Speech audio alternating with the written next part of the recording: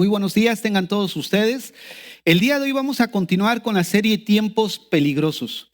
Y voy a tratar un tema que es muy interesante y sobre todo es un tema que probablemente muchos de nosotros no estamos enterados de lo que está sucediendo. Y este tema es la ideología la ideología queer. ¿Qué tiene que ver esta ideología queer? Miren, no sé si hay alguien que haya escuchado esto. ¿No? Sí. Es algo que realmente es muy interesante, pero también es muy peligroso. Yo creo que es uno de los movimientos que ha causado o que va a causar más daño dentro de la sociedad y dentro de nuestros hijos. Hermanos, este estudio que voy a abordar el día de hoy sí va a ser muy importante para nuestros hijos, pero es un estudio que va enfocado a nosotros como padres. Porque realmente lo que estamos viendo a nuestro alrededor va en sentido a nuestros hijos. De hecho, hay una enseñanza que ya dimos que es, vienen por nuestros hijos. Hay algunos que han puesto ahí comentarios, no, ya vinieron desde hace cuándo. Pues sí, ya sabíamos. Solamente que pues, necesita tener un tema, ¿no? La enseñanza.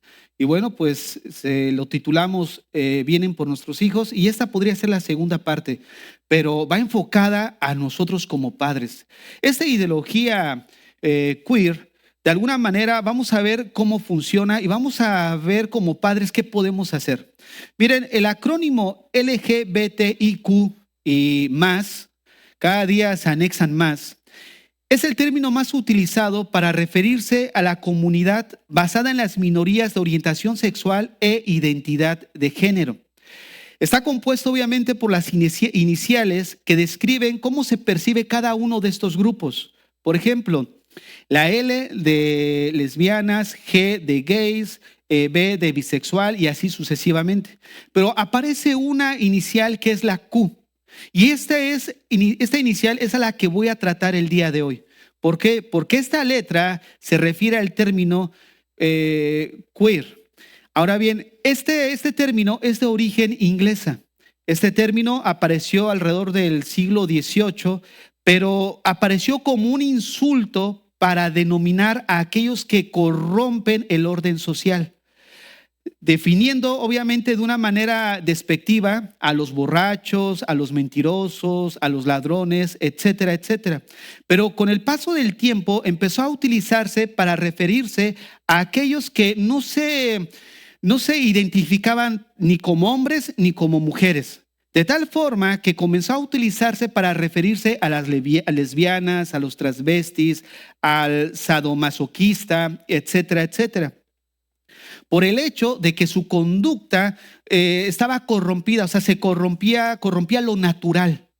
Ahora, ¿qué sucede? Que este término, como les comentaba, inicia en el siglo XVIII, pero al pasar del tiempo, en el siglo XX, este mismo término fue reapropiado por los mismos a quienes se pretendía injuriar.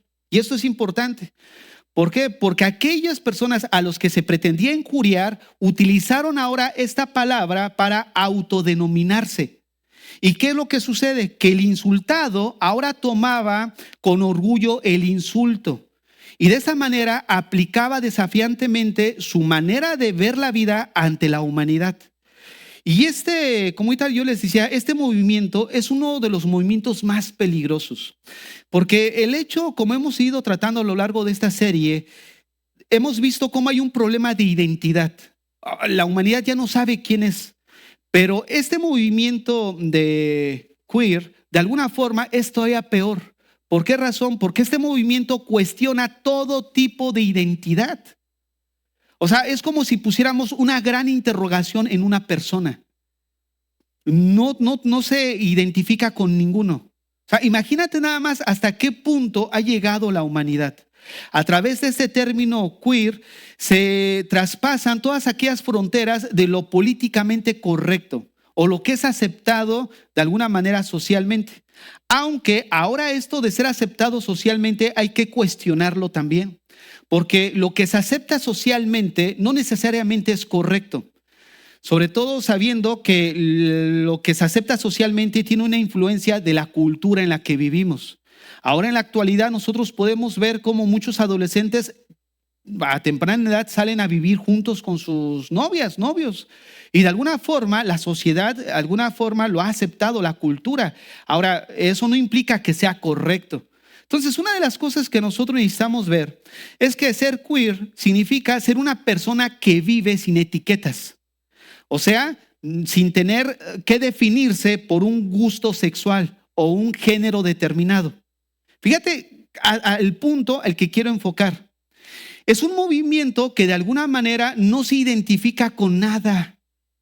¿Cómo puede estar el estado de esa persona para que no sepa quién es?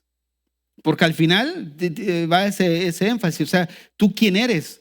¿No? Y cuando hablamos de quién eres, no significa que saques tu identificación en un momento dado o vives en tal parte o tal situación, sino nos hablamos de tu persona, de tu esencia. Entonces, fíjate nada más hasta dónde hemos llegado en el decremento moral de la gente. La conciencia tan cauterizada. Nosotros a unos años anteriores nos escandalizábamos cuando se ponía los titulares, ¿no? Un día en el metro en calzones. Entonces decías, wow, no, o sea, ¿hasta dónde hemos llegado? Pero saben, hace no tiene muchos días sucedió un día desnudo en la Ciudad de México. O sea, fíjate nada más hacia dónde nos estamos dirigiendo. La cauterización de la conciencia no surgió de la noche a la mañana, fue de una manera progresiva, cuando de alguna manera empezamos con ciertas permisiones en la sociedad. Y ese mismo nivel se mira en la vida personal de cada uno de nosotros. Cuando de alguna manera permisiosa le damos lugar a ciertas cosas que anteriormente rechazábamos. Y la conciencia empieza a cauterizarse de tal manera que ahora comenzamos a aceptar lo que antes no aceptábamos. Pero es el producto de una conciencia cauterizada, lo que ahorita está viviendo la sociedad, una conciencia cauterizada. Como ahorita les decía, ser queer significa ser una persona que vive sin etiquetas. De modo que lo queer sería inclasificable dentro de las categorías como hombre o mujer, e incluso como gay o lesbiana. Fíjate hasta dónde llega la pérdida de identidad en el mundo en el que estamos. Este grupo presenta a todas aquellas personas que no se identifican con un género determinado, pero sobre todo que busca romper con los roles tradicionales. Como hemos estado viniendo de explicar en las enseñanzas anteriores, ¿cuál es un rol de alguna manera que es establecido? Bueno, el matrimonio. ¿Por qué el matrimonio limitarlo a hombre y mujer? ¿Por qué no hacerlo inclusivo donde también se permita relaciones matrimoniales de personas del mismo sexo? Y hemos visto cómo se ha empezado a trabajar en esto cuando damos permiso en la sociedad a ciertas modificaciones que regulan la conducta del hombre. Si nosotros regulamos la conducta del hombre, o sea, las leyes de acuerdo a la conducta del hombre, entonces estamos siendo permisivos a una sociedad. Las leyes, hablando de los mandamientos de Dios, nos fueron dadas para regular nuestras vidas y son inmutables, son absolutas, son claras. ¿Qué implica esto? Que el mandamiento y la instrucción de Dios no hay ambigüedad. No hay cosa, ay, ¿qué querrá decir? No te meterás con la mujer ajena. ¿Qué querrá decir? ¿O qué quiere decir no tomes lo ajeno? Ay, mira, no entiendo qué quiere decir eso. O sea, no, la Biblia es bien clara. No tomes lo que no es tuyo, ¿no? Teniendo cuidado, obviamente, de los bienes de la otra persona. Ahora, de esta manera quiero ilustrar cómo las leyes humanas también tienen esa misma función, pero de alguna manera están siendo modificadas, abriéndose de una manera inclusiva para dar lugar a una conducta que ya es antibíblica, como lo que estudiamos, el derecho de las familias. O sea, ¿por qué en plural? Porque ahora la familia no se puede limitar a hombre y mujer, sino ahora es familias, hombre-mujer, hombre-hombre, mujer-mujer, y bueno, pues lo que quiera también ahí incluir, ¿no? Con tantas, ahora sí que tipos de género que aún uno no sabe. Entonces nosotros nos damos cuenta de alguna forma cómo este grupo de personas busca romper con los roles tradicionales. Este movimiento, la teoría queer es aquella que está pensada, escucha esto, en la deconstrucción de las identidades tradicionales. Va enfocada en eso. destruir lo que de alguna manera ya son fundamentos de la sociedad. La idea de la teoría queer es eliminar los roles determinados y sustituirlos por todas aquellas maneras de vivir de la sexualidad. Porque ¿por qué limitarse a lo que es heterosexual? Si hay una diversidad, ¿no?, en la que el ser humano puede experimentar su vida sexual. Miren, esta teoría nació para defender los derechos de aquellas personas que de alguna manera eran consideradas desviadas. De este modo, este concepto intenta dar cabida a cualquier persona. Una persona que no se sienta protegida, que no se sienta reconocida, que no se sienta de alguna manera acogida por las perspectivas tradicionales en las que vivimos. Porque de alguna forma ellos se sienten como excluidos cuando nos limitamos a algo tradicional. Entonces, este movimiento busca darles pues ese cobijo y decirles, apapacharlos. No, ven, tú eres normal, los anormales son ellos. Entonces, fíjate nada más cómo los cristianos nos vamos a convertir en los aguafiestas del mundo en el que estamos. Cuando tú vas a una fiesta y está la familia, tú sabes que vas a una fiesta que es incrédulo, la mayoría no son creyentes, y tú ves que de repente sacan la botella, ponen la música de fondo, empiezan ahí a tomar, empiezan a bailar, y la otra persona saca a la mujer del otro, y tú sabes que están coqueteando y todo eso, y todos en la fiesta, jajaja, felicidad, todo es alegría, y tú como cristiano sentado y observas todo eso, empiezas a discernir la situación, y tú dices, hey, o sea, ¿cómo podemos nosotros celebrar y pensar que todo esto es alegría y felicidad? ¿No se dan cuenta que lo que está pasando es de alguna manera incorrecta? En ese momento te convertiste en el aguafiestas de la reunión. Y es lo que está sucediendo en la actualidad en la sociedad. Los cristianos estamos pasando a ser los aguafiestas de la diversidad sexual en la que nos encontramos en la cultura y en la sociedad. Y déjame decirte algo, y esto es lo que nos debe poner atención. La persecución hacia la iglesia va a ir enfocada bajo esto. Porque cuando nosotros como cristianos levantemos la voz y de alguna forma nos opongamos a este proceso que se está llevando a cabo en la sociedad, va a venir persecución sobre nosotros porque nos van a tachar de intolerantes. No, es que tú no toleras la vida de los demás. Es que no se trata de eso, se trata de estar del lado de la verdad. Estar del lado de la verdad es estar del lado de Dios. Y estar del lado de Dios, aunque pierdas tu vida, la vas a ganar. Es lo que la Biblia dice. Pero muchos, con tal de que no seas tachado como, ay, mira, este aguafiestas, ay, mira el religioso, mira, ya trajo su Biblia, ay, mira, ya puso su cara así de muy santurrón. O sea, muchos, con tal de no verse así criticados, pues empiezan a participar en las mismas andadas. Avientan un chiste ahí todo de doble sentido y todo, y también te ríes como los demás. Que oye, una copita y empiezas a razonar. Bueno, pues en realidad no es malo. Y en realidad, si tú tomas un vasito así, más, la Coca-Cola que consumimos causa más daños que una cerveza.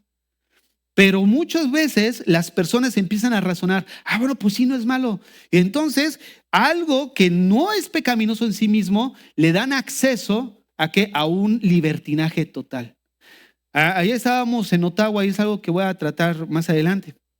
Déjenme decirles algo. Yo venía hablando con mi esposa de regreso y le dije, ¿viste tanta libertad que existe aquí?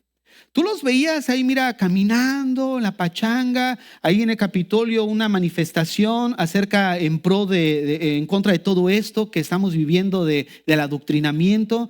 Y de alguna manera tú ves un estado, una provincia muy liberal. ¿Por qué? Porque en esa provincia ya se autorizó la ley 89, que ahorita voy a tratar. Y esto nos va a llevar a nosotros a pensar, no solamente en el mundo en el que estamos, en el país en el que estamos, sobre todo nosotros como padres. Porque te vas a sorprender que el gobierno tiene el derecho, por lo menos en esa provincia, de quitarle los hijos a los padres. Y que tú ni te opongas. A eso es a lo que me estoy refiriendo. De que estamos en un mundo donde ya se va a ver quién es cristiano y quién no es cristiano. Donde las situaciones en las que estamos viviendo, en esta olla express en la que nos encontramos, va a explotar tarde o temprano. Y es ahí donde va a salir el cobre. Vamos a ver en la presión, porque no es estando en presión, no en prisión, bajo la presión y estando en ese momento de angustia donde sale lo que hay en nuestro corazón. Porque ahorita que no hay persecución, gloria a Dios, aleluya, estamos bien contentos, pero cuando viene la persecución y cuando venga ya o vida o muerte, ahí sale lo que hay en el corazón de cada uno de nosotros. Y de repente vas a ver que van a venir a rodear la iglesia, van a venir a perseguir a los cristianos y te van a agarrar con la Biblia en la mano. Oye, ¿tú vas a la iglesia? No, yo además iba de pasada porque un amigo, un conocido olvidó su Biblia, entonces la vengo a entregar. Cuando en la portada dice que es tuya. ¿Te imaginas nada más? A ese grado vamos a llegar. O van a llegar. ¿No? Como decimos, toco madera. Mano, nosotros necesitamos empezar en este periodo de gracia a alimentar nuestra vida. Y eso tiene que ver precisamente en parte a lo que les explicaba al inicio. Si nosotros como cristianos no nos adoctrinamos, no estamos creciendo en la fe, déjame decirte algo, vas a ser el primero en salir corriendo. ¿Pero por qué dice eso, pastor? Porque si tú no tienes el carácter ni la disciplina de pagar el precio 1 hora, 2 horas de discipularte, ¿tú crees que vas a pagar el precio de tu vida o muerte por Cristo? Si no tuviste por Cristo la disciplina de discipularte, menos para morir por Él. Cuando llegó Pedro y le dijo, Señor, mi vida pondré por ti. Yo imagino a Jesús. Pedrito, está bien, Pedrito. Eres muy idealista, Pedro. Pero, ¿qué sucede? Cuando vinieron a agarrar a Jesús, de algún momento él, vemos en la Biblia que sí mostró algo así como iniciativa, ¿no? Así a sus palabras. Pero cuando vio la realidad en la que se encontraba, salió huyendo. Salió corriendo. Pedro, el que se discipuló con él. Y nosotros muchas veces lo leemos en la Biblia y lo señalamos. Mira, este cobarde, este miedoso. Ajá. Y nosotros, que no hay persecución y no estamos dispuestos a pagar el precio. Hermanos, la vida cristiana es una vida de sacrificio, de entrega, de compromiso. Y cuando nosotros no nos discipulamos, ¿de qué manera vamos a poder estar fortalecidos espiritualmente para afrontar la situación? No vas a tener fuerza espiritualmente. Miren, cuando viene en la Biblia, cada mandamiento, o mejor dicho, cada nombre con el que Dios se da a conocer en la Biblia, Él se da a conocer con diferentes nombres. Hay algunos que ponen en cuestión, no, es que son títulos o son nombres. En realidad es lo de menos si son nombres o son títulos. Lo que sí es importante es qué es lo que Dios quiere comunicar a través de ellos. Y Él quiere comunicar quién es Él para nosotros. Por ejemplo, cuando viene una enfermedad, señora, tiene cáncer, señora, tiene esto. O sea, cuando es el momento de esa situación donde vemos que Jehová es tu sanador. ¿Y qué sucede? Que es en ese momento donde conocemos un rasgo particular de Dios que no conocíamos. Porque cuando estábamos sanos, no teníamos necesidad de conocer de esa manera más íntima quién es Dios para nosotros.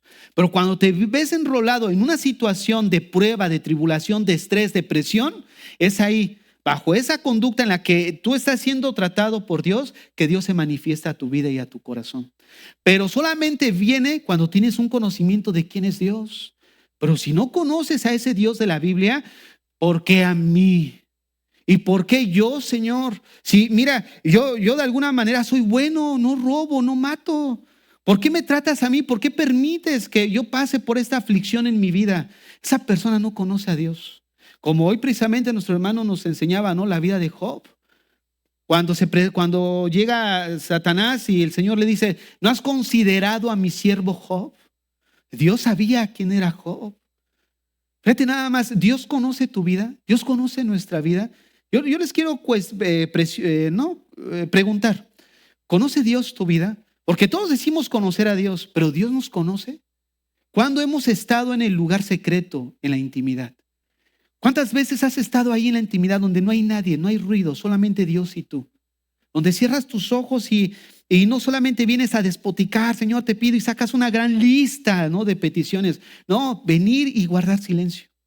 Una vez, yo les quiero invitar a que una vez en su práctica privada disciplina. Es precisamente algo que van a ver en el seminario. Las disciplinas, hay disciplinas personales y disciplinas interpersonales. Una de esas disciplinas, que es la oración y el estudio de la Biblia, yo les animo a que solamente vengas al Señor y no digas nada. Solo espera en silencio. Escucha al Señor en tu vida de oración. Porque cuando venimos a orar, venimos y híjole, no, espera. El salmista dice: en la mañana me presentaré delante de ti y esperaré. Necesitamos esperar. Señor, aquí está mi vida. Mira, cuando entendemos que las oraciones no es informar a Dios, sino entender que Dios ya conoce mi necesidad, entiendes entonces que muchas de las veces no es necesario decirlas. Aunque no estoy diciendo con esto que no lo hagas. O sea, no, muchas veces no es necesario decirlas, simplemente es venir y dejar que Dios ministre tu corazón. ¿Sabes? Hay veces que Dios quiere hablar a tu corazón y Dios quiere estar ahí precisamente. Él es el primero en llegar a la reunión que tenemos con Él. Y está esperando ministrar tu corazón, pero por nuestra impaciencia, ya es tarde, ya es esto, mira, Dios no ministra tu corazón. Nos quedamos en la puerta, ni siquiera entramos al lugar santísimo. ¿Por qué? Porque estamos tan atareados que no tenemos tiempo para el Señor.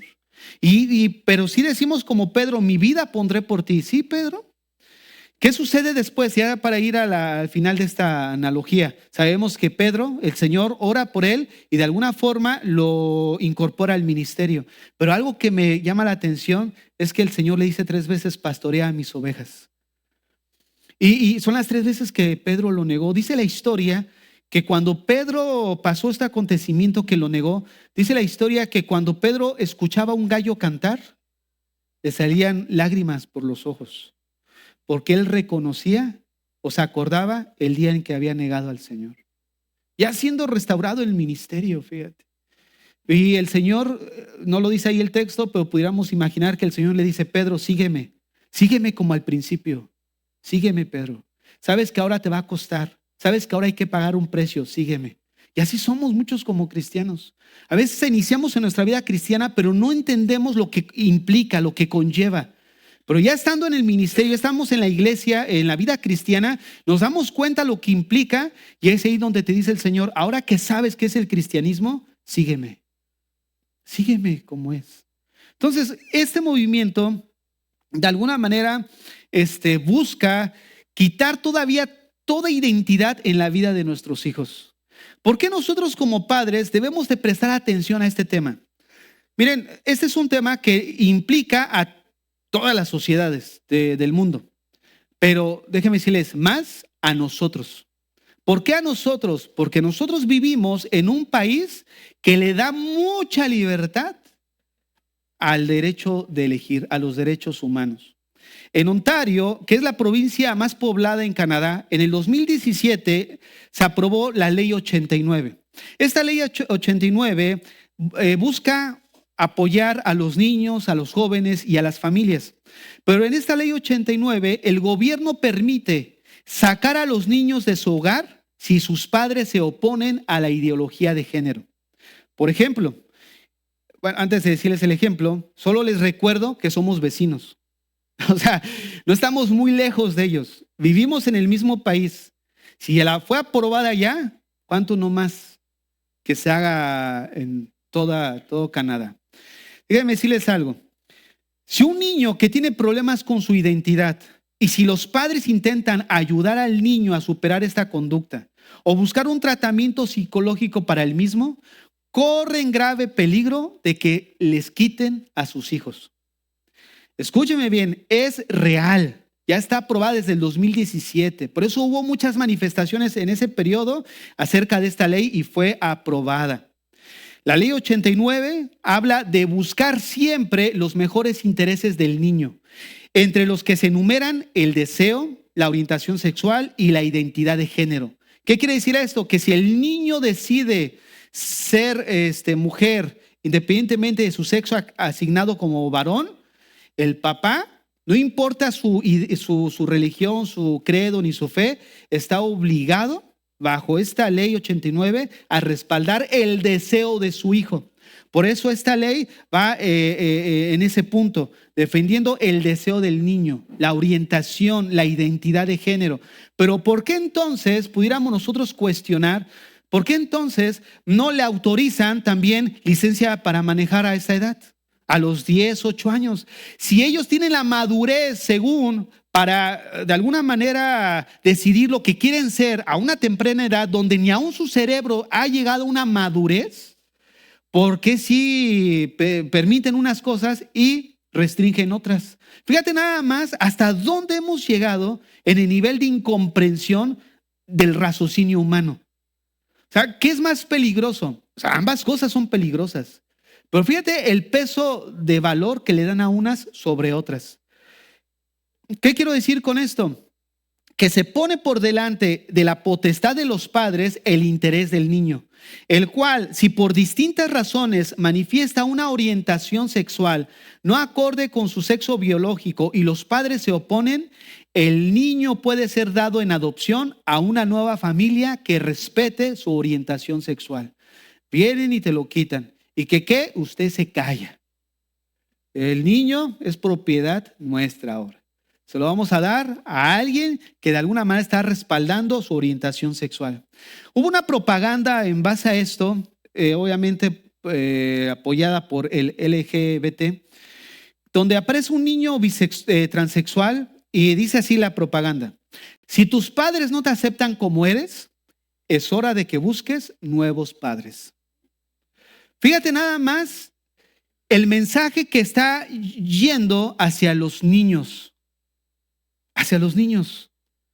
Y esto sí nos debe de poner a pensar a nosotros, sobre todo que vivimos aquí. ¿Por qué? Porque de alguna forma no, ya algo que ya está autorizado. Miren, ahora tú podrías decir, bueno, ¿y qué más podría suceder, no?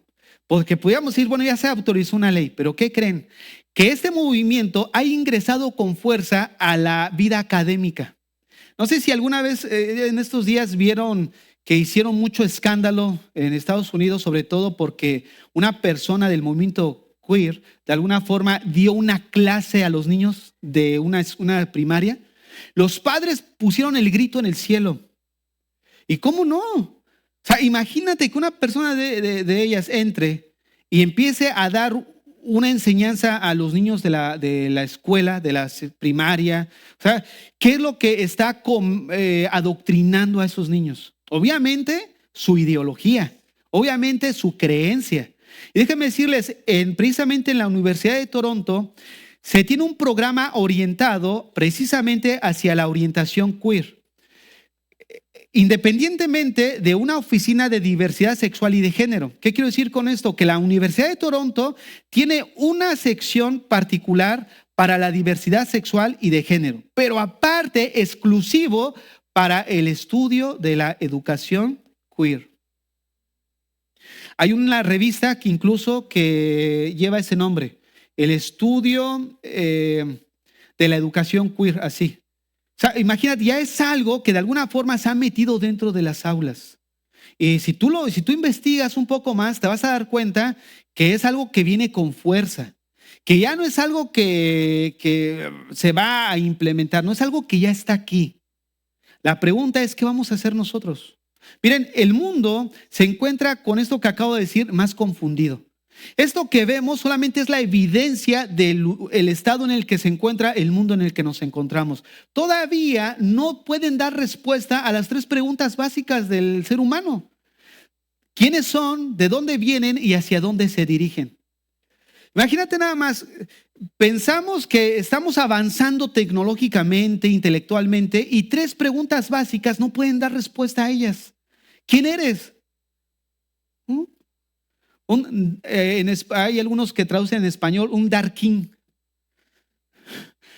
¿Qué eres? ¿No? Pues como ahorita decíamos, ¿no? Hay un gran signo de interrogación en el que el mundo está poniendo en la vida de nuestros hijos. ¿Sabes cuál es el problema de esto? De que probablemente muchos de los niños y también de nuestros hijos que se van a ver expuestos, están bien definida su identidad. Pero al exponerlos a esta basura, de alguna forma, ¿qué sucede? los lleva a poner en tela de juicio lo que ellos son. Y es ahí donde entra el trabajo de nosotros como padres.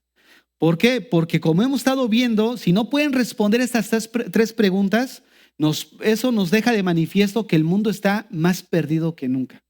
Y nosotros como padres tenemos un gran reto: dirigir a nuestros hijos en medio de toda esta confusión en la que van a estar expuestos tarde o temprano.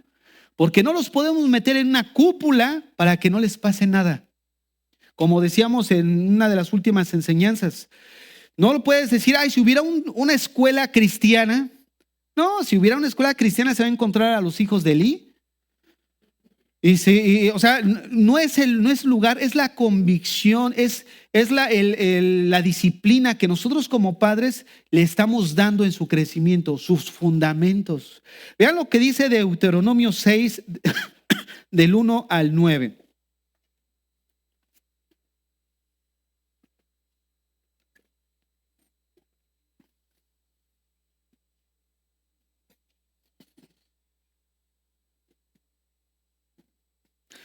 Deuteronomio 6 del 1 al 9. Estos pues son los mandamientos, estatutos y decretos que Jehová vuestro Dios mandó que os enseñase, para que los pongáis por obra en la tierra a la cual pasáis vosotros para tomarla, para que temas a Jehová tu Dios, guardando todos sus estatutos y sus mandamientos que yo te mando, tú, tu hijo y el hijo de tu hijo, todos los días de tu vida, para que tus días sean prolongados. Oye pues, oh Israel, y cuida de ponerlos por obra, para que te vaya bien en la tierra que fluye leche y miel, y os multipliquéis, como te ha dicho Jehová, el Dios de tus padres. Oye Israel, Jehová nuestro Dios, Jehová uno es. Y amarás a Jehová tu Dios con todo tu corazón y con toda tu alma y con todas tus fuerzas. Y estas palabras que yo te mando hoy estarán sobre tu corazón y las repetirás a tus hijos. Y hablarás de ellas estando en tu casa, andando por el camino y al acostarte y cuando te levantes. Y las atarás como una señal en tu mano y estarán como frontales entre tus ojos, y las escribirás en los postes de tu casa y en tus puertas. Bueno, este es un texto que vemos la instrucción que Dios nos da a nosotros como padres: instruir a nuestros hijos en todo tiempo. Ahorita vamos a regresar a él, pero vamos a Efesios 6:4, que es donde quiero poner ahorita importancia. Ahorita regresamos a Deuteronomio 6. Porque en el Nuevo Testamento también encontramos una orden que nos da el Señor a los padres, y es el de criar en amonestación a los hijos. Dice Deuteronomio 6:4, y vosotros padres no provoquéis a ira a vuestros hijos, sino criadlos en disciplina y amonestación del Señor. Observen cómo este mandamiento tiene dos aspectos: uno negativo, que implica el no exasperar a nuestros hijos, nada que los irrite, no debemos provocarlos, y luego encontramos uno positivo, que es el que me quiero enfocar. Dice la segunda parte del versículo: criadlos en disciplina y amonestación del Señor. ¿Qué significa la palabra criadlos? Miren, la palabra criadlos hace referencia a educarlos, a conducirlos a la madurez. Esa es la función que nosotros como padres se nos demanda aplicar hacia nuestros hijos: llevarlos a una madurez, a un crecimiento. En pocas palabras, el Señor nos está enfocando a que nosotros como padres veamos la responsabilidad que tenemos para con nuestros hijos. Tenemos una responsabilidad, y muchos como padres de familia solamente ven a sus hijos como su propiedad.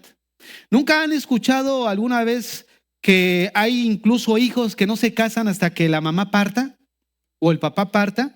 Se dedican a cuidar toda su vida al papá porque el papá no lo suelta, porque piensan que es su propiedad. Y llegan a una edad ya de adultos. A mí me ha tocado de ese tipo de consejerías donde de alguna forma hay una frustración.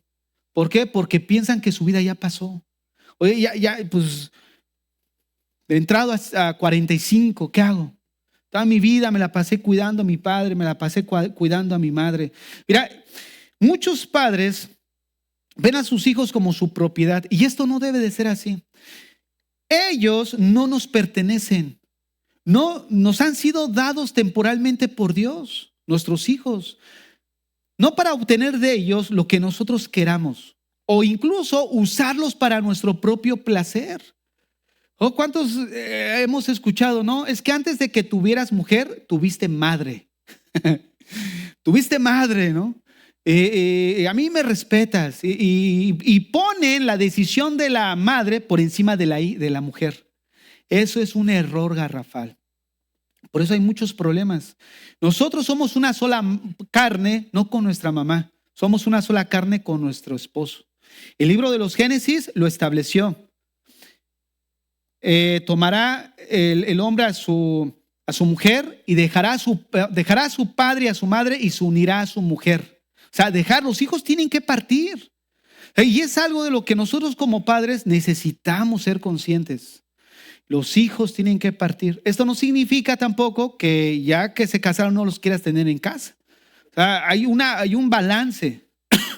Pero si quieres todavía dirigir sus vidas porque eres su padre, es un gran error.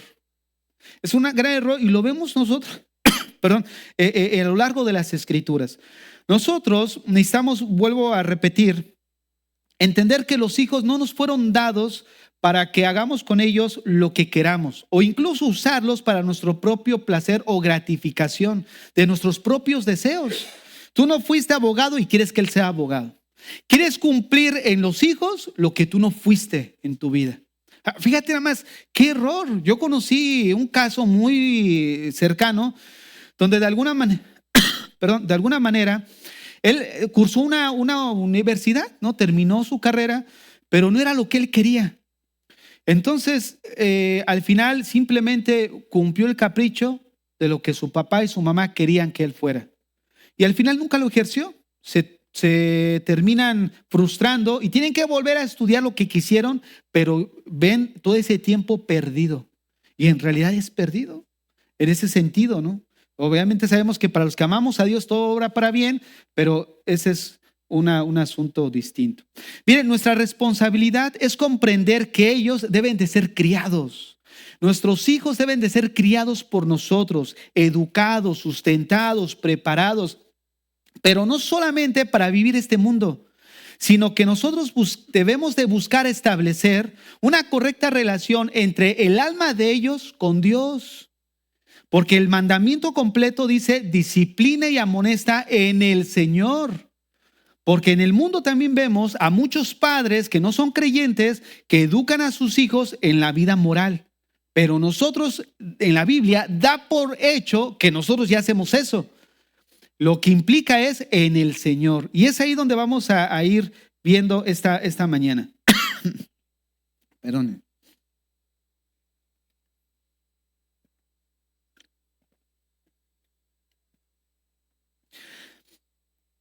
Vuelvo a repetir. Esa es la responsabilidad nuestra como padres. Miren, hace tiempo yo les comentaba que nosotros no podemos criar a nuestros hijos de acuerdo a cómo somos nosotros.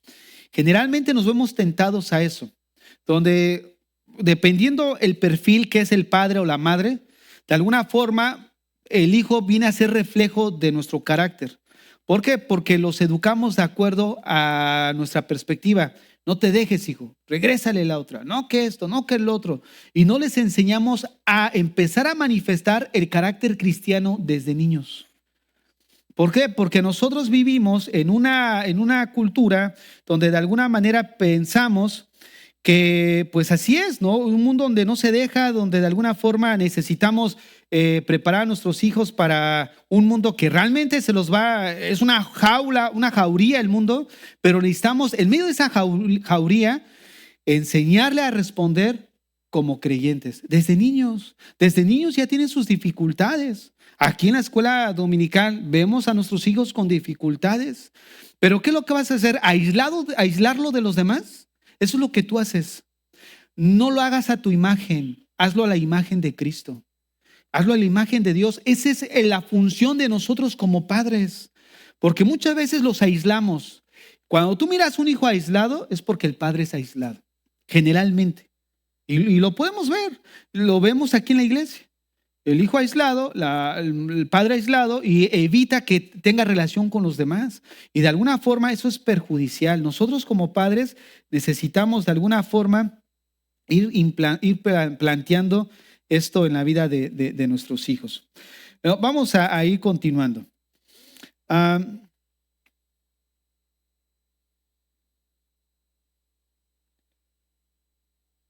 Bueno, todo esto de que les estaba hablando acerca de que los hijos deben de ser criados, educados, sustentados, preparados por nosotros, es parte de la paternidad y es parte de nuestra función como padres hacia nuestros hijos. Pero lamentablemente vivimos en un mundo donde todo es trabajo, trabajo, trabajo, trabajo. Déjenme decirles algo, si cada uno de nosotros como padres nos diéramos a nuestros hijos como nos damos al trabajo, como dicen allá en mi rancho, otro gallo nos cantaría. ¿No es cierto? Y yo me incluyo también. O sea, si nosotros como padres nos diéramos a ellos como nos entregamos en lo que hacemos, en nuestro oficio, en nuestro trabajo, las cosas serían distintas. Se nos olvida que nosotros somos guardianes de su alma. Y como padres, nosotros debemos de considerar el cuidado de los hijos como un mayor negocio de la vida. Es el mejor negocio que nosotros podemos hacer. ¿No han visto cómo mucha gente le dejan herencia a los hijos y de repente le salen alacranes como hijos porque se pelean por lo que les dan? O sea, se enfocaron en darles, pero no se enfocaron en formar carácter en la vida de ellos. Cuando estudiamos nosotros acerca de hablemos de finanzas, una de las cosas que estábamos enseñando es de que pocos padres les enseñan a sus hijos a administrar lo que tienen desde niños. A administrar el dinero que tienen, ¿no? El que ellos van ahorrando. Y de tal manera es formar carácter en la vida de ellos. Y es algo de lo que vemos alrededor. O sea, realmente a veces los hijos hasta se sacan los ojos, hasta ya esperan que se muera el viejo para ver qué les toca. Están como el hijo pródigo. Oye, papá, pues ya dame mi parte. Fíjate, para nosotros pudiera ser algo insignificante, pero para la cultura en la que fue hecho este acontecimiento era un insulto, porque la herencia solamente era dada cuando el padre de familia moría. Y si un hijo le decía, dame mi parte, le estaba diciendo, pues muérete, a mí no me es indiferente tu vida, dame lo que me toca y yo me voy al mundo a disfrutar la comida con los cerdos, porque al final eso es lo que de alguna forma tenemos como recompensa, ¿no? Cuando somos malagradecidos como hijos, porque esto no implica que también nosotros como hijos digamos, ay, bueno, pues ya entonces me voy a olvidar de los padres, ¿no? La Biblia dice, honra a los padres, y ese honra implica también financieramente. El honrar no solamente es tener respeto. Oye, pero mi papá, al contrario, él me debería de dar. La Biblia no te cuestiona eso. La Biblia dice que tú lo honres, tenga o no tenga. ¿A ti qué? Lo que Dios quiere es formar carácter en nosotros. Y es algo que se nos olvida, carácter en la vida de nosotros como cristianos. Entonces, se nos olvida que somos guardianes de su alma y como padres nosotros debemos de considerar que el cuidado mayor de todo negocio en la vida es la crianza de los hijos. El apóstol menciona que nosotros debemos de criarlos en amonestación. Ahora bien, ¿cuál es la diferencia entre disciplina y amonestación? Pero antes de esto, ¿sí? ¿Qué es la diferencia entre disciplina y amonestación? Miren, la disciplina tiene una connotación general que incluye todo lo que hacemos por los hijos y tiene que ver con la acción. ¿A qué me refiero con la acción? Cultivar su mente, cultivar su espíritu, cultivar la moral, cultivar de alguna forma toda la personalidad del niño. Esta palabra hace énfasis mayor en las acciones. Tu acción, ¿cómo estás actuando tú con tu hijo? Pero la palabra amonestación hace énfasis en las palabras dichas. Fíjate nada más que incoherente muchas veces somos como padres. No les enseñamos a hacer, pero sí les decimos eres un tonto. Eres un bueno para nada. Y fíjense, yo empecé a ver eso y luego mi esposa me decía, oye, pero si no le has enseñado cómo queremos nosotros que ver un resultado de lo que demandamos, si yo no me he tomado el tiempo para explicarle cómo llegar a ese resultado. Y es algo de lo que nosotros necesitamos ver. Ayer, por ejemplo, andábamos y si yo le digo al niño, oye, no te bajes de la banqueta nada más, o lo jalo y esto, pero no hay una explicación como tal. Mira, esta banqueta es para caminar las personas. Ahí es para los carros. Yo no quiero que estés ahí, o sea, habla de palabra. Amonestación hace referencia a las palabras. Pero si tú le dices, oye, niño tonto, súbete a la banqueta, todos que te van a atropellar. Ay, pues yo veo todo plano, para mí es andar ahí nada más. No, el tonto somos nosotros porque no explicamos de alguna manera correcta a nuestros hijos. Bueno, yo por lo menos, no quiero salpicar a nadie, no, por lo menos yo. Mano, nosotros ¿qué necesitamos? Actuar y hablar. Actuar y hablar, acción y palabras. Eso es disciplinar. Porque, disciplinar, pues sí somos buenos para quitarnos el cincho y darles. Y ahí levanto mi mano. Somos buenos para eso, pero no es para eso, hermanos. La disciplina habla de acción. La disciplina la merecemos nosotros por cabezones, fíjate. Honestamente, nosotros necesitamos ver que disciplina habla de acción. ¿Qué acción estoy yo teniendo con mi hijo? Porque mi acción que yo tenga con mi hijo se va a ver reflejado en una conducta. ¿Qué tiene que ver todo esto con la ideología queer? Muy sencillo. Que el fundamento que nosotros le estamos dando a nuestros hijos va a servir como un cimiento para que cuando vengan toda esa basura ideológica, él pueda tener la capacidad de discernir. ¿Cómo podemos poner en práctica todo esto? Usar de alguna forma todo tipo de ocasión como una oportunidad. Ayer que andábamos un tiempo considerable ahí en la pista, yo le decía a los niños, oigan, préstame el teléfono. No, ya deja a un lado eso. Mira la creación de Dios. ¿Tú crees que eso se hizo solito? No, lo hizo Dios. Pero ¿sabes? Te van a enseñar en la escuela que eso es el producto de la evolución. Y por ahí decía, no, nosotros somos los homo sapiens. Pero antes éramos había otra raza. Yo le decía, mira, homo sapiens fuimos desde el momento que Dios hizo al hombre y a la mujer. O sea, no hay una evolución como tal de etapas. Entonces empiezas a ocupar cualquier situación para instruirlo en la palabra. De tal forma que cuando venga ese adoctrinamiento puedan ver que no es una pluralidad de experiencia. Mi vida se limita, como en mi sexualidad varonil, a limitarme a una relación que simplemente se va enfocado a una mujer. Y es una mujer, alguien de sexo opuesto al mío. Porque una de las pláticas era, ¿qué es fornicación? ¿Qué es adulterio? Oye, pero lo que hizo David es pecado. Oye, pero lo que hizo Salomón es pecado. Entonces ya viene la explicación. Para ellos no lo veían como pecado. ¿Por qué? Bueno, les voy a explicar, que ha surgido mucho esa pregunta también. La situación es, ¿por qué David tuvo muchas mujeres? ¿Por qué Salomón tuvo muchas mujeres? Esto tiene que ver de acuerdo a cómo ellos percibían y entendían la ley. Ellos entendían que adulterar era meterse con alguien casado. Si tú miras, todas las doncellas de Salomón eran vírgenes. Las de David igual. La única que vino la consecuencia fue por Betsabé, porque era mujer casada. Es cómo ellos percibían la ley. Para ellos no era pecado, porque ellos entendían los mandamientos de esa forma. Si yo me metía con alguien casada, sí era pecado. Pero si me metía con alguien que no. Aparte de que yo les comentaba ayer a ellos, de que una de las maneras en las que podía ver la riqueza de alguien, sobre todo un rey, era presumiendo su edén de mujeres. Salomón tenía 1000. O sea, y uno dice, no falta el vivo, ¿no? Pues yo quiero mis 2000. No, eso era en el Antiguo Testamento. Ya es otra cosa. Entonces, nosotros necesitamos que, volviendo a lo mismo, ocupar cualquier situación para instruir a nuestros hijos. Cualquier situación en la comida, en el tiempo que tengamos. ¿Se acuerdan de Deuteronomio 6 que les dije ahorita vamos a regresar?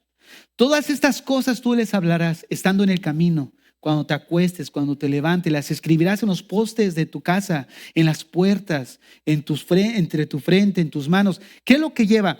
Énfasis, permearlos de la palabra de Dios. Poner ese fundamento en su corazón para que cuando ellos vean que toda esa basura que van a estar recibiendo, ellos tengan un argumento en su corazón. Pero ¿sabes? Algo que te va a a lo mejor desanimar, no puedes dar lo que no tienes. Volvemos al mismo principio. ¿Qué les vas a decir de Dios? Si el mismo papá no conoce de Dios, si la misma mamá no conoce de Dios. Dios ama a todos, hijo, no te preocupes. Al final todos van a ir al cielo. Hablamos de parte de Dios y delante de Dios. Hay un texto que está en Corintios, que ustedes lo van a encontrar en la plataforma, que dice ahí, de parte de Dios y delante de Dios. ¿Qué quiere decir eso? Quiere decir que nosotros, todos como cristianos, cuando hablamos algo de la Biblia, estamos hablando de parte de Dios. Pero no solamente hablamos de parte de Dios un mensaje, sino lo hacemos delante de Él. Y Él está escuchando cómo lo estás citando. Si lo estás citando bien o lo estás citando mal. Y lo que digas o no digas, vas a ser responsable de eso. ¿Por qué? Porque muchos dicen, no, pues mejor prefiero en la fiesta no ser el aguafiestas y guardarme silencio. Guarda silencio para no quemar mi... No, vas a ser responsable de lo que no dijiste. Tanto de lo que dijiste como de lo que no dijiste. ¿Por qué? Porque se requiere valentía. ¿Quiénes son los que van al infierno? Los cobardes. Dice la Biblia, ¿sí o no? Los cobardes. Y Dios no nos dio un espíritu de cobardía, sino de poder, de amor y de dominio propio. ¿Cuántos dicen amén? Amén. ¿Cuántos cristianos hay aquí? Amén. Bueno, sí, yo sabía que no estaba bien convencido de ustedes. Yo nunca dudé de esta iglesia. Hermano, nosotros necesitamos mostrar esa valentía, ese carácter. La Biblia es bien clara, van al infierno ¿quién? Los cobardes. Y nosotros necesitamos mostrar ese carácter, esa valentía, ese valor. Pero vuelvo a repetir, ¿cómo vamos a conocer y hablarles de Dios si nosotros mismos no conocemos a Dios? Necesitamos conocer al Señor. Les animo a seguir estudiando las Escrituras. Entonces, vemos que Pablo hace énfasis a dos cosas. La primera es que debemos tratar con la conducta y el comportamiento en general. Con las cosas que nosotros debemos de hacer mediante nuestras acciones. O sea, la conducta del Hijo se va a ver reflejada a través de mi acción. A la ausencia del Padre en el Hijo, no esperemos una respuesta de conducta apropiada. Pero si invertimos tiempo, vamos a ver resultados distintos. En segundo lugar, con lo que hablamos, amonestamos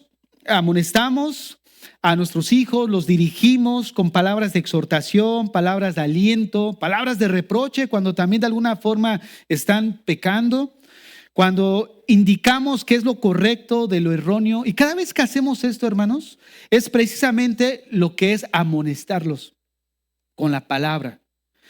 Ahora bien, el mandamiento completo que leímos ahí en Efesios es disciplina y amonestación en el Señor. Esto implica que nuestros hijos no deben de ser criados solamente en lo moral, en lo que es, entendemos que es algo correcto, sino tiene que ser criados en el conocimiento de Jesús. ¿Queremos realmente hijos diferentes? Déjame decirte algo, no se trata de moralizarlos solamente, tienen que nacer de nuevo. El problema no es de conducta, es de naturaleza. ¿Tú quieres que un cochinito deje de revolcarse en el lodo? La única manera es cambiarle su naturaleza. A perro, por ejemplo. ¿Por qué? Porque el perro no se va y se va a aventar al lodo. Bueno, hay algunos que sí son bien chucos, ¿no? Bien sucios. Pero, hermanos, si nosotros queremos ver una conducta distinta, necesitamos que una naturaleza distinta. Entonces, nuestro propósito es empezar a orar por la salvación de nuestros hijos.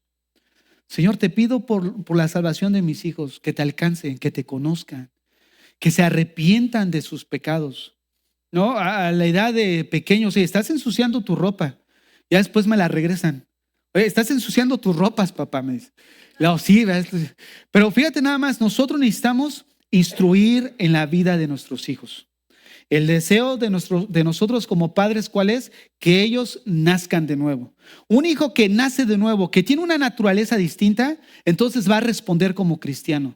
Y si lo adoctrinamos, en vez de que el mundo nos lo adoctrine, porque el mundo ellos están expuestos a más horas en el mundo que a más horas con nosotros.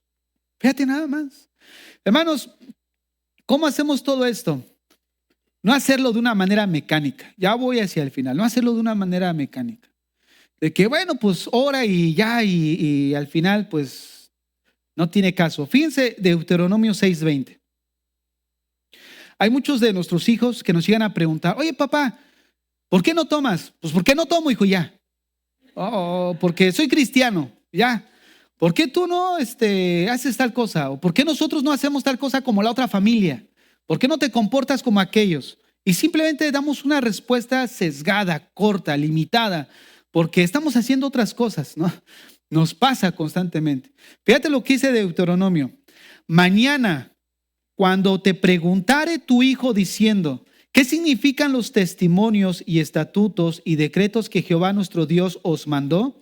Entonces dirás a tus hijos, nosotros éramos siervos de Faraón en Egipto, y Jehová nos sacó de Egipto con mano poderosa. Jehová hizo estas señales y milagros grandes y terribles en Egipto sobre Faraón y sobre toda su casa delante de nuestros ojos. Y nos sacó de allá para traernos y darnos la tierra que juró a nuestros padres. Y nos mandó Jehová que cumplamos todos estos estatutos y que temamos a Jehová nuestro Dios para que nos vaya bien todos los días y para que nos conserve la vida, como hasta hoy. Y tendremos justicia cuando cuidemos de poner por obra todos estos mandamientos delante de Jehová nuestro Dios, como Él nos ha mandado. Oye, papá, ¿por qué ya no te comportas como te comportas? O sea, ¿qué significan estos testimonios? ¿Qué significa este comportamiento? ¿Cuál es la instrucción del Señor? Les dirás de dónde yo te he sacado. ¿Quién eras tú? Les dirás cómo Dios rescató tu vida de la esclavitud del pecado. Pero si nos limitamos, después te explico, o ya no preguntes, o X cosa, estamos perdiendo una oportunidad de dar testimonio a nuestro hijo de lo que éramos antes de Cristo y de lo que está preguntando de por qué somos ahora en Cristo. No hacerlo mecánicamente. No, ya olvídalo, ya después te digo y después nunca. No, así como luego veo mensajes o textos, después le llamo y ya se nos olvida. No, nosotros necesitamos actuar de una manera consciente. Que la ardilla en el cerebro de nuestro hijo empieza a funcionar bíblicamente. Ahora, en segundo lugar, no hacerlo de una manera negativa ni represiva. Si se da a los hijos la impresión de que la vida cristiana es miserable y que la fe cristiana solamente es de provisiones y constantes reprensiones, no hagas esto, no hagas el otro, eso es del diablo, esto es aquí, esto es allá, déjenme decirles algo, que muchos hijos no vienen a la iglesia como una reacción contra la dureza y el carácter represivo que vivieron en la religiosidad de sus padres. Yo les he platicado el testimonio de mis sobrinas. No, una de las últimas veces que fui a México, ya pues adolescentes, ya de 20 y tantos años. Oye, ¿por qué no vas a la iglesia? No. Y se botaban a llorar. ¿Y qué pasó? No, es que nos metieron tanto miedo de niños, que no hagas esto porque es el diablo, no hagas esto porque ahí está Satanás, no hagas esto porque esto, no veas esto, no veas el otro.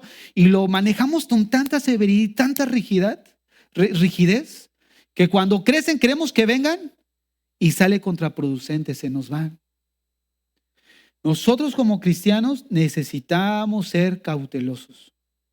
No restringirlos, pero irlos soltando poco a poco. O sea, y de alguna forma lo que va a hacer algo beneficioso es la vida de nosotros. Y una de las cosas que les quiero compartir que impacta es el reconocimiento de que nos equivocamos también. Que ellos quiten de su mente el hecho que no, es que su papá es perfecto. Ah, ¿sí? Le pregunten al Señor y vas a ver, Él nos va a balconear.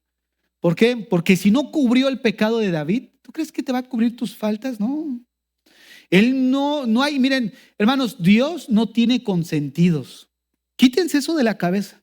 Es que me va bien porque Dios me trata bien. ¿No será que Él no es tu Dios? Porque en la Biblia nunca vemos que, siempre vemos que Dios empieza a tratar con todos.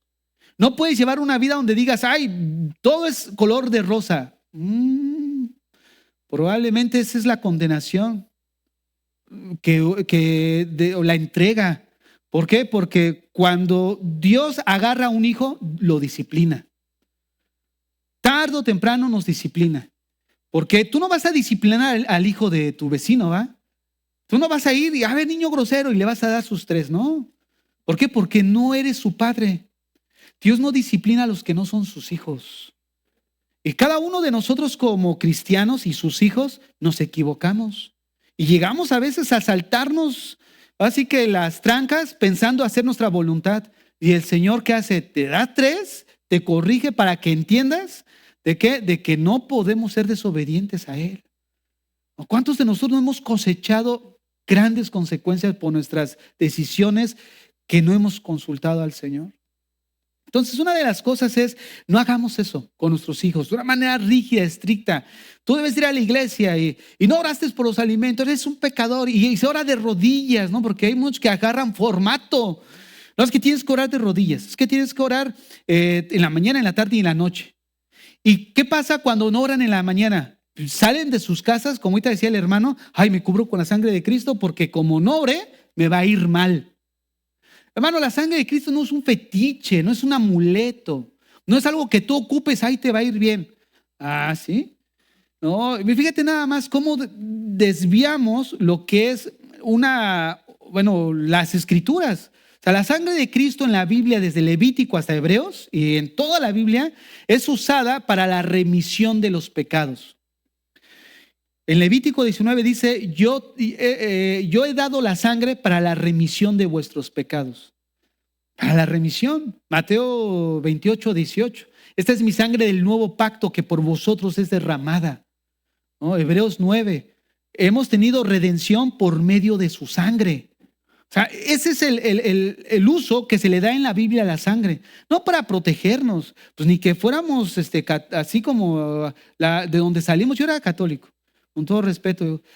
Y no, de verdad, porque fíjense cómo desde niño, yo iba a la primaria, quinto de primaria, y venía de la villa con mi mamá y abría mi portafolio y todo lleno de santitos. Y de verdad, yo me sentía bien protegido.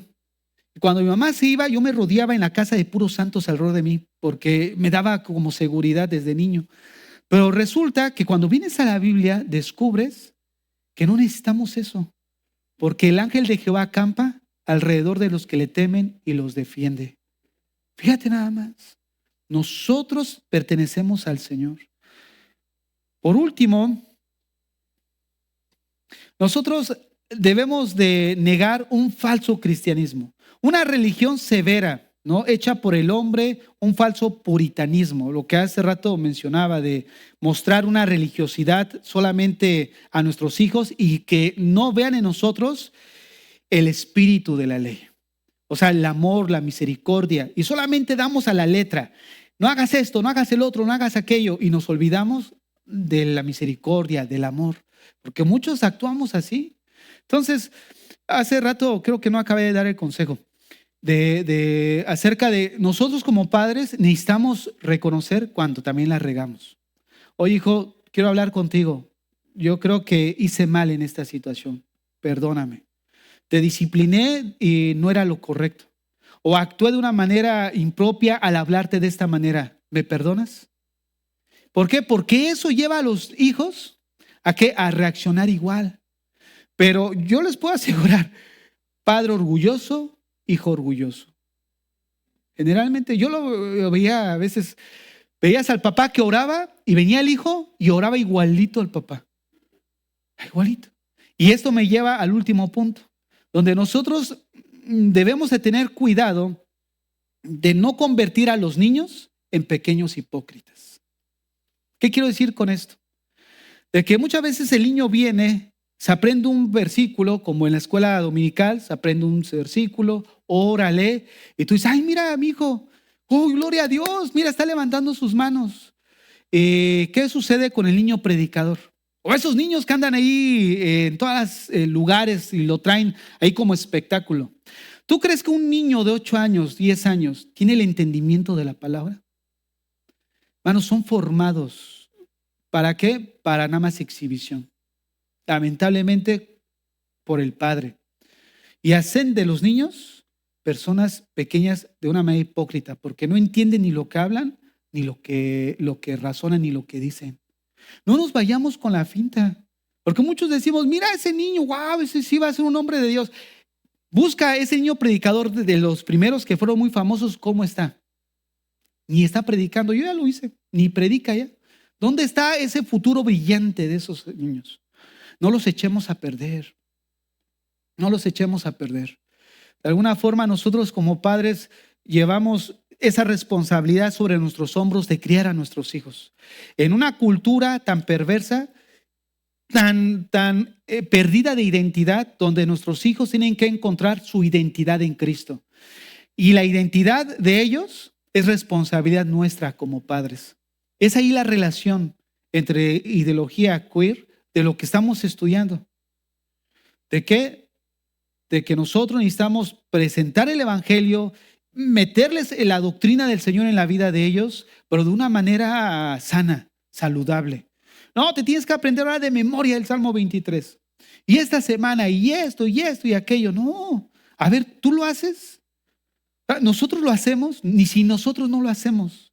Si nosotros hay cosas en la Biblia que no alcanzamos a entender, pero los ponen como melóricos. ¡Gloria a Dios! ¿Y cuántos dicen? Y Cristo vive, y ahí los ves bien fogosos los niños. Eso me recuerda cuando teníamos una reunión en casa cuando iniciábamos. Estaba un hermano tocando la guitarra, ¿no? Pero era de corte metodista, así muy tranquilo, alabando. Llegaron unas personas de corte pentecostalistas. Y al final se me acercan y me dicen, aquí no hay fuego de Dios. Y así le dijeron enfrente de él, tú no tienes fuego, hermano. Tú necesitas el fuego de Dios en tu vida, que el Espíritu Santo. Y empiezan así, ¿no? Y yo me quedé así, le digo, fíjate que nada más, ¿hasta dónde? Vamos al extremo de las cosas del Espíritu de Dios. Los que vienen los viernes se pueden dar cuenta de que yo sí creo en el Espíritu Santo. Yo sí creo en el hablar en lenguas. Este viernes que estábamos orando por el hermano, yo le decía al hermano Héctor, sale natural, de repente empiezo a hablar en lenguas natural. Es algo que yo no como que lo retenga, ¿no? Natural, ni siquiera lo busco. Y estamos ministrando y estamos hablando, orando por ellos. Y pueden ver que realmente el Espíritu de Dios se mueve en nuestras vidas. Está en este lugar. Pero muchas veces la impaciencia de que ya es tarde, ya ahorita, ya las tripas, ya tengo que orar, ya tengo que leer. ¿Sabes cuántas veces el Señor quiere ministrar tu vida? Pero por tu impaciencia, mira, te vas sin recibir. Pero ya escuché, ya me alimenté. No, Dios quiere tocar tu corazón. Dios quiere ministrar tu vida. Dios quiere quitar ese gran peso de ti. ¿Cuántos venimos aquí con gran nostalgia, esperando que el Señor ministre en nuestras vidas a través de la oración de un hermano, problemas con nuestros hijos, económicos, nuestra estadía aquí? Pero la indiferencia muchas veces no permite que oremos por los demás. Cierra tus ojos ahí donde estás. Que pase el grupo de alabanza. Así con tus ojos cerrados.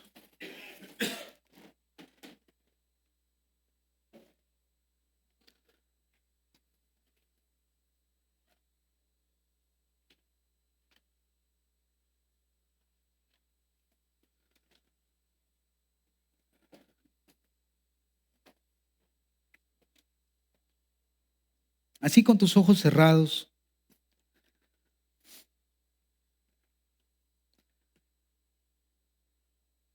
Vamos a tomar solamente unos minutos. No te preocupes, no vamos a tomar mucho de